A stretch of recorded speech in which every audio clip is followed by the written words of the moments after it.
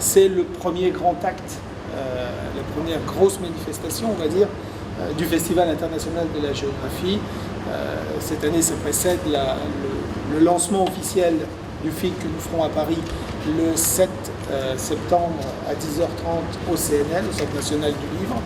Et ça précède bien tous les préparatifs de dernière minute auxquels nous devons déjà commencer à faire face avec Jérôme sur cette édition 2016 qui s'annonce bien, pour ne pas dire très bien. Aujourd'hui, on se réunissait là, quasiment toute la journée à partir de 9h ce matin jusqu'à 16h, entrecoupé d'un petit repas sympathique avec l'ensemble des membres des 3 jurys, puisque le prix Amerigo Vespucci Jeunesse tout d'abord, le prix Amerigo Vespucci et enfin le 3e prix qui est une première puisque c'est en 2016 que sera décerné le premier prix de la bande dessinée géographique sous la présidence d'Olivier Dautrey, en présence de Louis Marou, géographe, Isabelle Autissier, Tonino Benacquista et d'un certain nombre de professionnels du livre et de la bande dessinée qui ont décerné donc en premier, donc pour une première édition,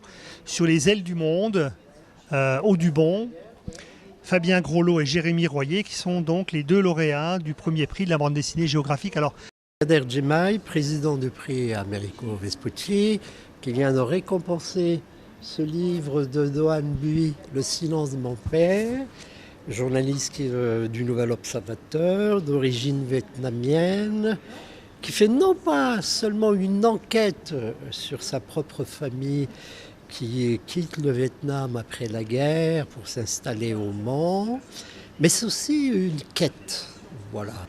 Et j'ai aussi la joie et l'avantage de vous présenter le lauréat de l'année 2016.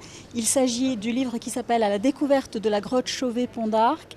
C'est paru chez Actes Sud Junior, qui est une maison qu'on a déjà souvent primée, qui fait du très beau travail. Et l'auteur est Sébastien Gaillet et Julien Bilodeau était aux palettes.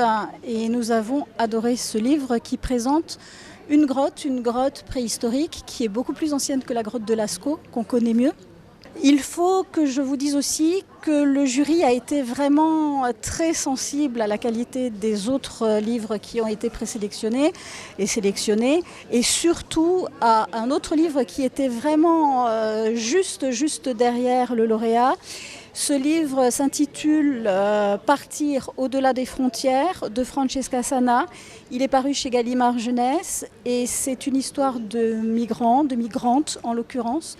Et c'est une très belle aventure, une très belle histoire, très forte et très passionnante et très belle. Alors ces 3 prix seront décernés donc évidemment de manière très officielle en présence des lauréats, en présence des membres du jury, des représentants de chaque partenaire également financier de ces prix. C'est important puisque les 2 prix Amerigo Vespucci et Vespucci Jeunesse sont dotés de 2500 € chacun.